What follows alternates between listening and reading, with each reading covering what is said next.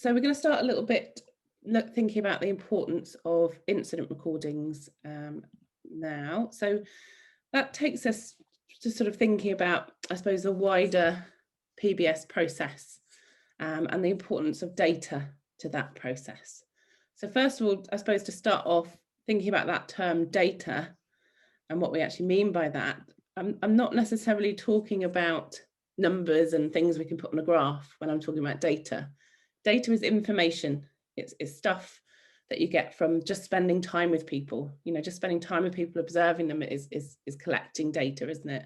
Spending time chatting to colleagues in meetings, those kinds of things. That's all data. It's information that we need to use to form what we do. It's really important that we use that information to learn and to develop our practices with that particular individual. So positive behaviour support is a process that's underpinned by values, but is data driven. So we always make sure we listen to what the information, the data is telling us about that person. So I suppose I've kind of answered some of these hypothetical questions here around why we take data. It's so important to a range of different areas, which we're going to look at in a minute. It's so important that we use that data to inform what we're doing going forward, to devise and develop plans, and to see whether what we're doing is actually making a difference. You know, if we're going to make some kind of change to our practice, we're going to, you know, use a slightly different strategy with somebody. It's useful to see what's happening before that change happened, and then compare it to what's happened after, so we can see whether that actually had an impact. So, you know, it's really important that we're using that data to inform our practice. I'm thinking as well, what could or should we collect data on? Is it just incidents? And I guess, you know, hopefully you're all sort of thinking, no, it probably isn't just incidents. We don't just go around following a person around, logging all of the sort of challenging behaviour that they engage in. It's really important as well that we're collecting data and information on other things too, not just the incidents when they're occurring. And just also having in mind that sometimes the data we collect can be misleading, depending on how it's been recorded, depending on how well it's been documented, depending on what the focus is for what you're actually collecting data on, and whether some things are maybe sometimes being missed. And also it can be sort of fed back in a misleading way. It can be, if we just focus on the frequency of an incident, so for example, how often it's happening, you can have sort of incident numbers dramatically reducing, but if it's suddenly got a lot worse in intensity and someone's becoming really injured, then actually that isn't better, even if it's only happening once a month. So it's really important that we sort of take all of those things into account and don't just look at just the numbers. We need to sometimes look at sort of things like the intensity of those incidents and how long they're lasting for when they happen, that kind of thing. So this is what we're looking at here in relation to our dimensions. So when we're looking at overall severity of challenging behaviour for somebody, as I say, we're not just necessarily looking at the numbers, the frequency. You know, sometimes you see that sort of graph going up, you know, incident numbers have been increasing, but actually things have got better for the person because they're not injuring people anymore, or that they're not injuring themselves, you know. So we need to make sure we're taking all of these things into account. You could have just one incident a day that lasts a really long time. So, you know, that duration information is really important. Or you could have just one incident a month that results in significant injury. So that's where that impact is also really important as well, that we're looking at all of these things when we're sort of analysing our data and using them to sort of make decisions going forward. Just remind people to mute their audios if they're possible, because I can hear a little bit of background noise and some people might come in a little bit late, perhaps didn't hear me say that at the beginning. So what do we collect data on? We've already talked about the fact that we don't necessarily just collect data on incidents. We need to be thinking about quality of life, don't we? The quality of life and well-being of the people that we're supporting, but also of you guys, you know, the staff who are supporting those individuals. You know, we need to be making sure that we're monitoring that and sort of overseeing that as well. Activities that people are engaging in. So again, not just the challenging behaviours. We need to be looking obviously at the lower level challenging behaviours, which feed into our ABCs, and the incidents that occur as well, so that the higher level behaviours. And we're going to look at sort of the difference between those two methods of recording in a little while. We need to be monitoring, obviously, any restrictive practices that we're using as well. So physical interventions, the use of PRM medication, that kind of thing. And any others at the bottom, I think that's really important as well. Our data collection, the things that we look at in relation to a person that's being supported should be really person-centered. It should be tailored around that individual. So there might be certain people that we're providing support for that we need to collect data on something completely different that's relevant to them. You know, we don't collect necessarily the same heap of data for every single person. So it's making sure that, you know, what we're collecting data on is sort of tailored around that particular individual. Cool. Okay, so moving on, as I say, if you've got any questions, then do ask them, and you're more than welcome to type them into the chat as well if that's easier for you guys. But moving on to think a little bit about reasons that we record incidents. So now we've talked more generally in that last couple of slides around information and data. We're not just looking at incidents on those sides, but now we're focusing in upon why we actually record incidents of challenging behaviour for people. And that's obviously to help us to learn about that person's behaviour. Not just so we know, you know, it's about informing changes, isn't it? It's about taking that information and doing something with it. That's so important. So we need to have, if we can, develop a bit more of an understanding of the potential functions for that behaviour. So sort of gathering the information that gives us clues around why it might be that that person is doing that, why that person might be engaging in that behaviour in the first place. We know that all behaviours serve some kind of purpose for the person, otherwise they wouldn't do them in the first place. There is some kind of purpose for that behaviour to occur. So, you know, collecting that really good quality incident data will give us a bit of a clue. It won't necessarily be the only thing that we look at, but it will give us a really good clue around what are they consistently getting when that incident happens? What usually happens when they engage in that behaviour that maybe is the thing that they're seeking through that particular challenging behaviour. We can start to pick up some of those patterns of behaviour. So when we look, you know, sometimes I think when you're in the middle of a difficult time with somebody, where you're sort of going in on shift to support someone who you know is more than likely going to engage in some sort of challenging behaviour during that day. And I've been a support worker in those situations where it's kind of been crisis situation. You don't always pick up on those subtle patterns. You know, the fact that there's always a bit of an escalation around 11 a.m. or something like that, or you know, that Thursdays always seem to be the worst day for that person. It's not always obvious when you're living and breathing that situation, but if you're able to clearly document and sort of use a system to analyze that, then you can pick up on some of those patterns and sort of have a little bit of a think, what is happening at 11 a.m? What's different in the environment? And when things are good, when incidents aren't happening, what's happening then? Because we need to kind of replicate that, don't we? We need to figure out what it is that's good about the environment that's you know, going to benefit us going forward for that person.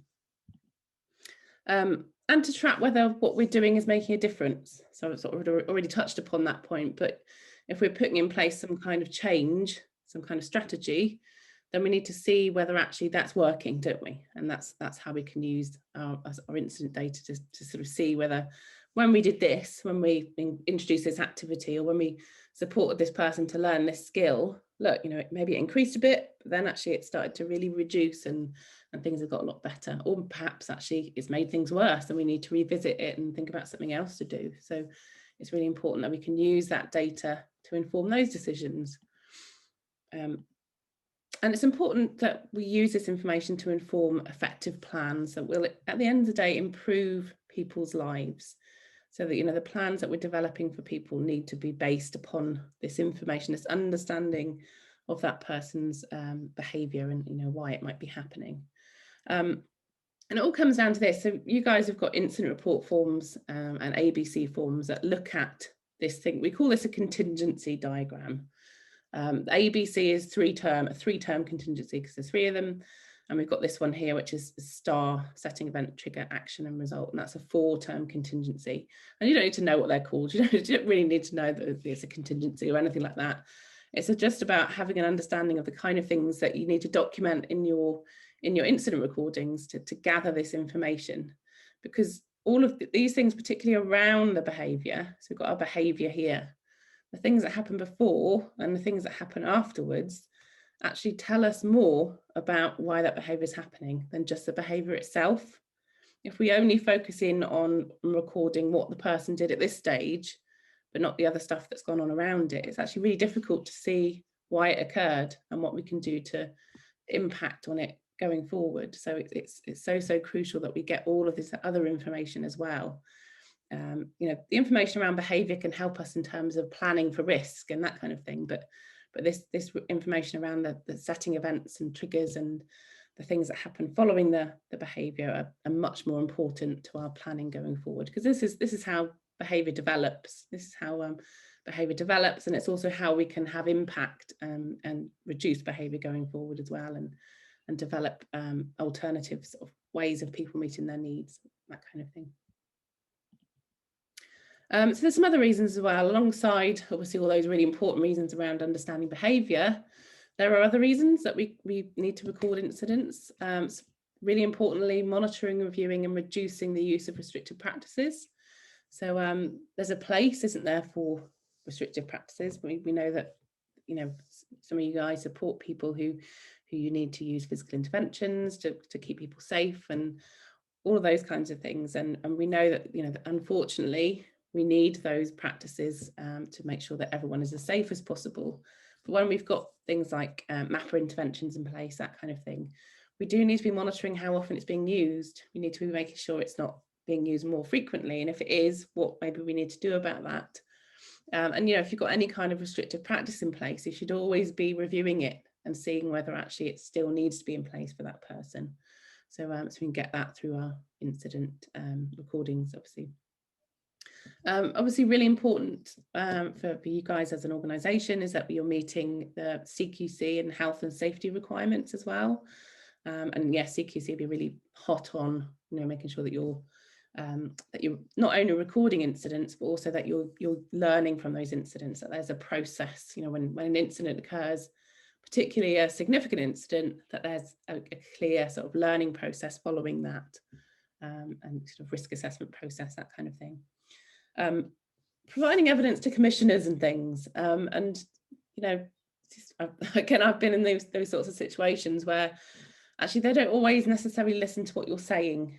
Commissioners, there's some brilliant commissioners and there's some not so great commissioners who actually need to be presented with a pile of incident recordings or a graph that's showing sort of some of the struggles before they'll provide what's needed for that individual. So for things like, you know, where you've got a bit of a fight for needing a little bit of additional one-to-one support for somebody, for example, being able to evidence a time of day that person's really struggling, that's maybe linked to low staffing levels, perhaps they're seeking interaction or attention and you're not able to give it because they don't have that level of support.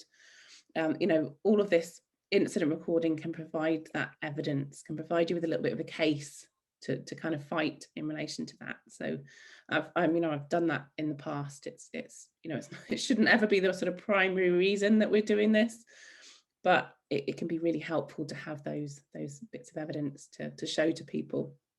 And I suppose alongside that, which is sort of equally important as well, is if you're having a bit of a difficult time with somebody, someone's going through a particularly sort of unsettled period and you need to bring in other professionals, psychiatry or the ICAT team, that kind of thing, actually being able to present them with some of your incident analysis can be really beneficial as well, because it can help inform their decisions around what maybe they're going to do. So, and obviously really importantly as well, ensuring that staff receive the appropriate support as well, so that it's really clear when it is, you know, maybe there's it will show up on RIMES if there's a certain sort of couple of members of staff, for example, who are involved frequently with incidents with a particular individual. And the first thing I always think when I see that, it's not necessarily they're not working well enough with that person.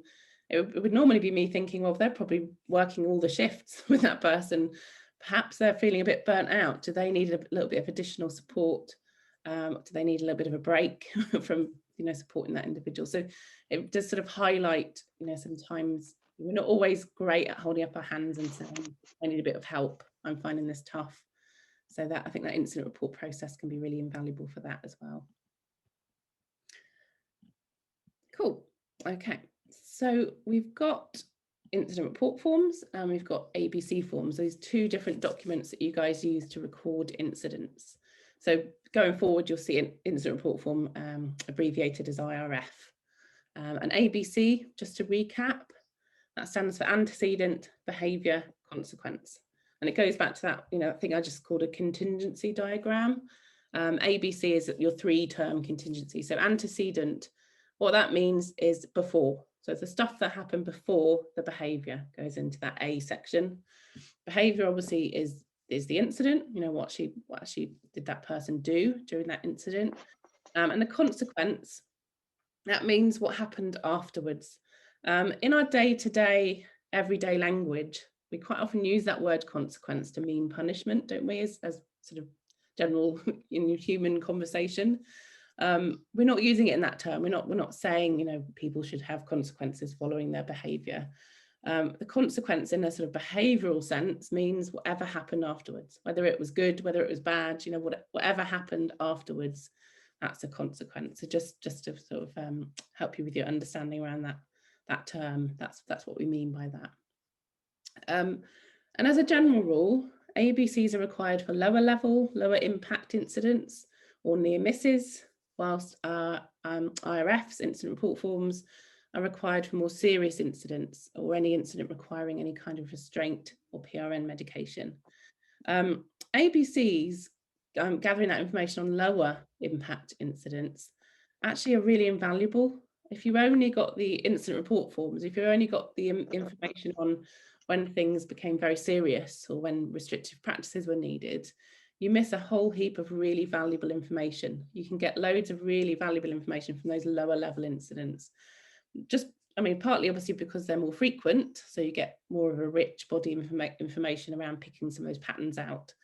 But also because quite often the ABCs will show us where we did something right, or we managed to stop that incident from escalating to the point where maybe a physical intervention was needed. You get some good learning around actually what some of the strategies were in that particular situation that had a positive impact. So they're both really important. It's not that ABCs are less important than IRFs. They're both really, really important, but they're used slightly differently, as I'm sure you guys are all aware. So we'll look at both of them, what we use those particular forms for. So our IRF, our incident report form. So this needs to be used when there's any kind of high, medium or low level MAPA physical intervention. So any kind of incident where we've needed to restrict someone's movement or to use some kind of block, that kind of thing. We need to make sure we're documenting that on a full incident report form. That's really important to our monitoring of those restrictive practices and that kind of thing. And it's not about checking up on people. It's not about checking up that people are using sort of interventions appropriately and that kind of thing as such. It's about monitoring that level, and if you see the use of those restrictive interventions increasing, it's generally a sign that we need to do something differently, isn't it? So that would be one of the sort of main criteria for the full incident report form. Any kind of PRN medication for the purposes of managing behaviour. So paracetamol, that's a PRN medication. That wouldn't constitute an incident report form necessarily, unless there were some of the other criteria that were met in that particular incident. But a PRN such as lorazepam or something that was used to support the person in calming, that would be the kind of thing that would constitute us needing that full incident report form. PRN medication is a restrictive practice. It's a form of chemical restraint. So it is something that we need to be making sure we're monitoring closely as well. Any kind of physical harm to the person or to others. So for example, if you need to fill in any kind of accident book or log, then obviously that would constitute a full incident report. Any form of environmental restraint or separation. So if you've needed to shut a door to protect yourself or protect others, if you needed to move that person, even if it's just about sort of shepherding that person in a sense, not necessarily even making physical contact, but if you've needed to to move someone to a different environment or needed to close a door between one person and another person, that kind of thing should be on a full incident report form. And any involvement of any kind of outside agencies, police, paramedics, if anyone has needed to get any kind of medical attention, because of that incident. Obviously that goes on an incident report form.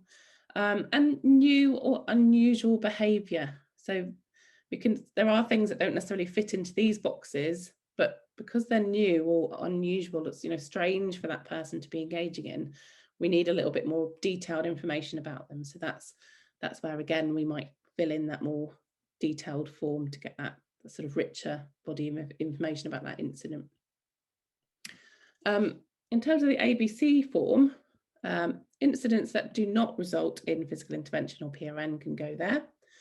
Obviously, incidents that don't result in physical harm to anybody.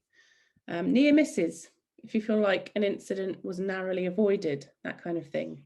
And notable events, such as finding someone upset or in another person's bedroom, that kind of thing, would go onto an ABC form. So it's those sort of escalations in behaviour. And again, it would be person specific, really, I suppose, what met the criteria of needing to be documented, because I'm sure you will support people who will, so for example, engage in sort of anxious vocalizations quite a few times a day, and they wouldn't necessarily meet the criteria of an ABC form for that person. But for another person who never does that, if they did that, you know, it would, you know. So it's about things that sort of cross that threshold for that particular individual that need a little bit of documentation.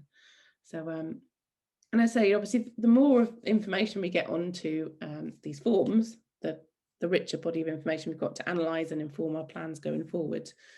But at the same time, you guys are busy people. You've got a really busy, demanding job.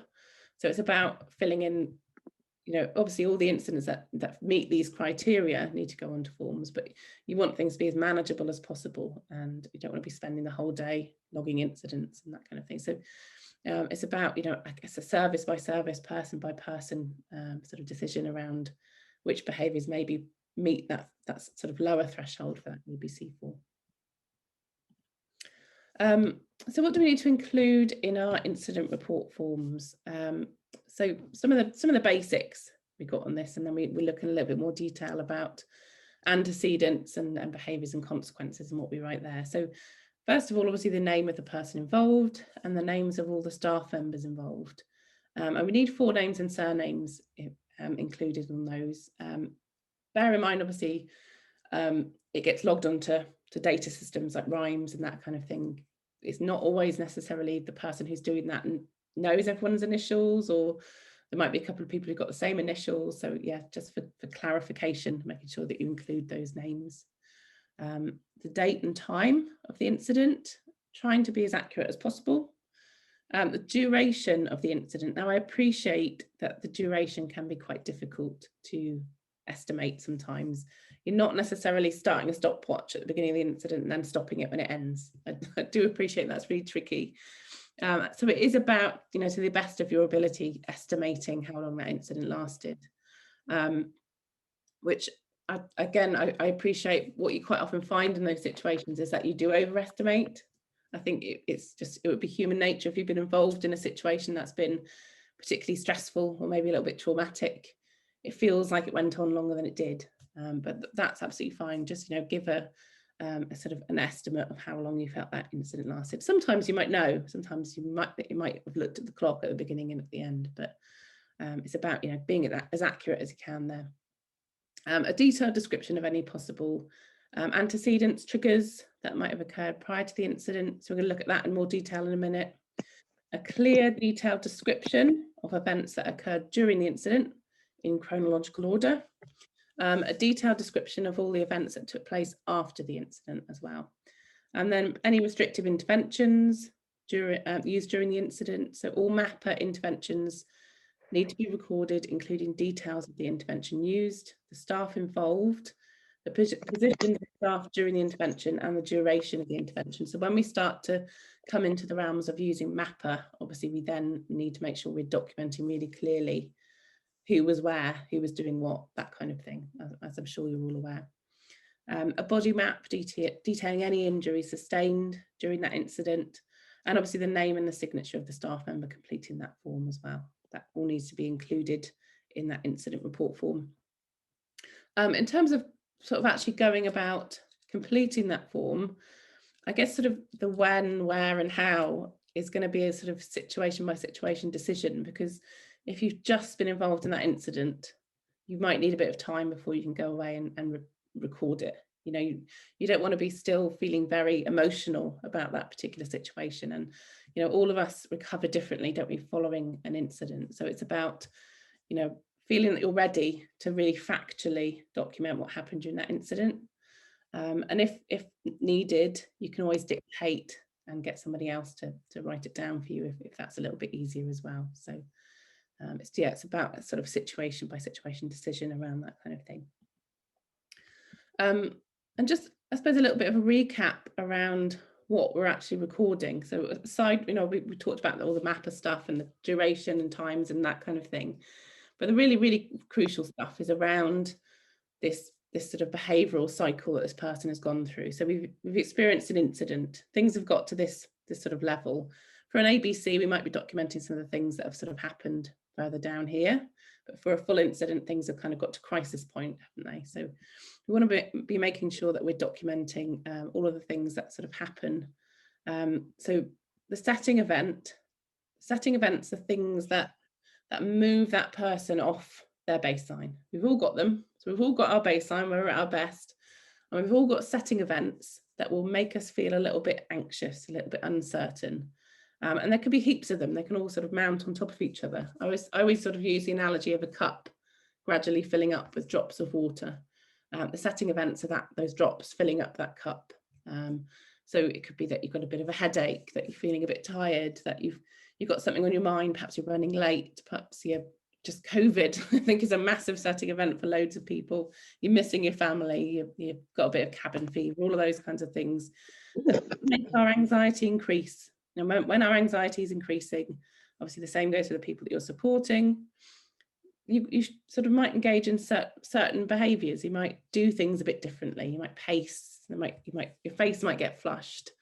You might, you know, some people might start to get a little bit vocal at this point. So we can pick up on those indicators that a person's becoming a little bit stressed. Sometimes they're not really all that clear, and they're hidden, and that person seems to go from here to here really quickly. That can sometimes be the case. So the setting event, getting as much information as we can about those setting events can be really, really valuable when we're logging incidents. You know, what were the things that might have been making that person feel a little bit unsettled? That would be really valuable. And then sort of moving up, obviously the trigger, that's really important too. Then the trigger is the thing. If we're thinking about the analogy of the cup gradually filling up with water, the trigger is the last drop that makes it spill, that makes it overflow. And when you're recording triggers, it's about thinking, what was the last thing that happened in the environment? Did someone just walk into the room? Did someone walk past the window that they saw? Was there a noise in the house? You know, quite often it would be a demand or saying no or something like that. But, you know, what was the last thing that happened before that behavior sort of escalated further? I think it's really important to capture, because that's our trigger. Crisis, so that's when the behavior is occurring. You know, what actually did the person do? So again, we'll look at sort of the things that you think about in relation to documenting that. And then following this is the sort of post-incident thing. What's going to happen following an incident for that person is that, well, one of three things really. Things are going to get better for that person. So it's worked. You know, what they were trying to achieve has succeeded. Perhaps they've escaped something they didn't want to sort of be part of. Perhaps the environment's improved and become more comfortable. Perhaps they've got a sort of interaction from someone that they wanted to get interaction from. Sometimes it doesn't work. Sometimes things don't get better. Sometimes things actually get worse for people, and you know, things actually, that's not been a very effective method of meeting my needs. And sometimes things kind of stay the same. But that following that incident, you know, what happens is really, really important to document as well. So so that's just, this is the time intensity model, and it's quite just a nice sort of visual representation of what we're actually trying to sort of document in our incidents and getting a good understanding of. And we all go through this process at some points in our lives as well. So the first bit obviously is recording our antecedents. So remember, antecedent is before bit, the before the incident bit. And as you've seen on that, the visual I just showed you, we break those down into two different sorts of antecedents. So there are things called setting events and things called triggers. So for setting events, think about things that could be sensitizing the person to their environment. Are they tired? Are they unwell? Are they anxious about something?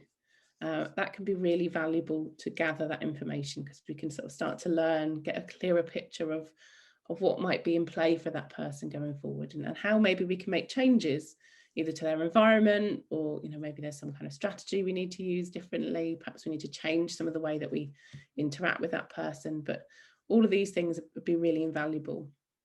The only problem sometimes with documenting setting events is that they can be in play for a really long period of time.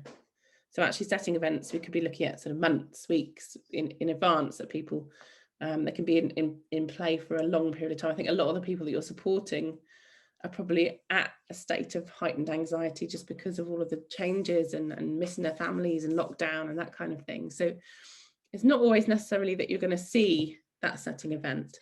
It might have happened before you came on shift. So sometimes you need to gather that information from elsewhere, so from other staff, from daily records. Perhaps it's, you need to figure out whether they actually slept last night, or whether there's been a medication change, or those sorts of things. Perhaps they've been unwell. But it's about, gathering that information around those sorts of things would be really valuable. And then triggers, just think, what happened in the environment just before the incident occurred? What was the last thing that went on in that environment around that person? And it might be something that wouldn't be an obvious trigger. It could be something that 99% of the time wouldn't cause a problem to that person. But because they're so sensitized, because their cup is almost to the brim, that thing actually was really difficult for them at that time, and that's maybe acted as a trigger. So just document whatever it was that happened last in the environment.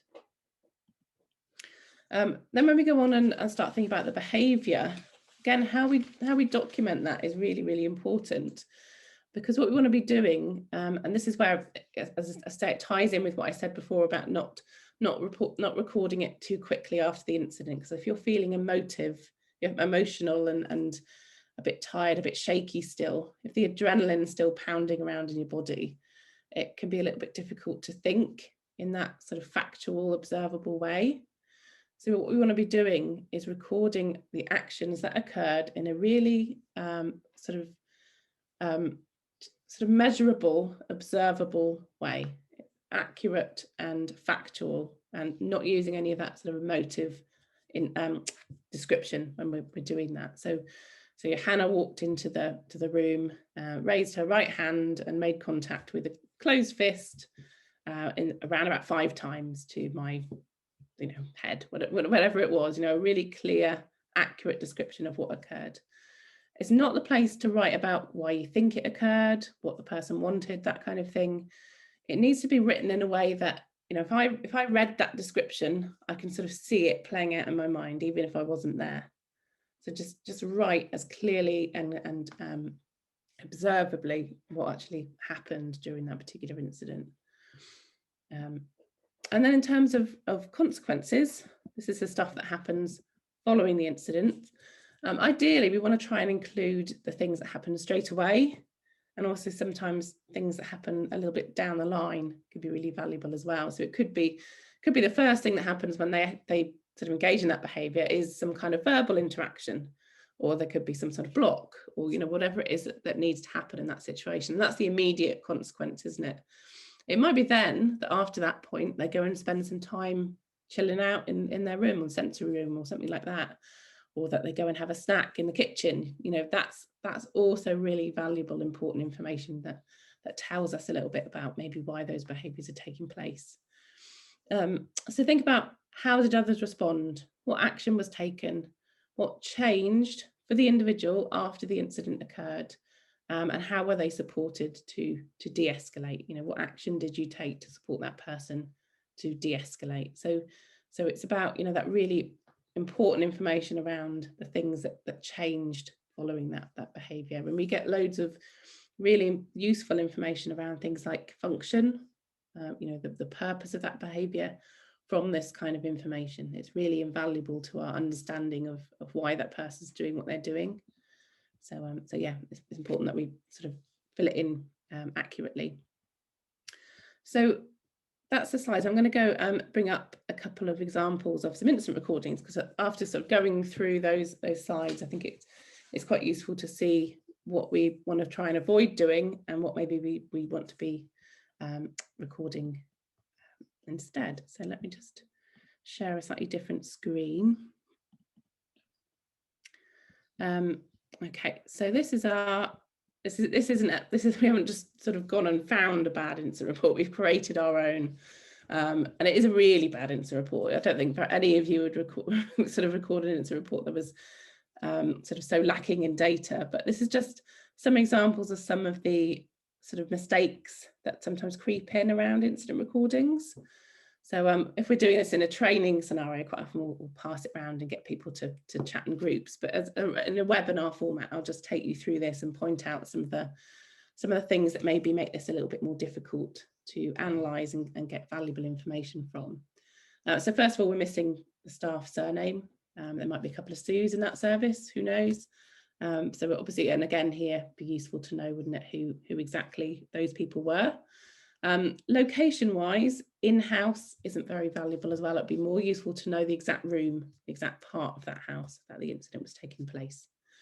And obviously there's a bit of information missing there around incident duration, isn't it? Because we've got a start time, but we haven't got a finished time. Then we move on to our sort of setting events here. So what was a person doing immediately before the incident? He seemed happy. He was sat on the sofa. That's not really a setting event, is it? You know, we talked about those things that fill the cup up, haven't we? And perhaps if that person had done a little bit more investigation, they'd know a little bit more about what maybe was going on, you know, underneath all of that. So, you know, just a bit more investigation work needed there to sort of fill in those boxes. Trigger, it just came from nowhere. And again, that doesn't happen. You know, incidents don't just come from nowhere. There's always something going on. And I appreciate sometimes it can be really difficult to pick up on. Again, particularly if you just come on shift and incidents occur, but just document the last thing that happened. And we'll look at the good version in a minute and you'll see what's potentially been missed in some of these boxes. So then we got our behaviour. Joe stood up and got my face and smacked me a few times. Then he started really kicking off, attacked Jane and pulled her hair. So first of all, I don't think I can see that. I'm not sure exactly what got on my face or kicking off looks like. And I'm sure you guys will all be picturing something slightly different.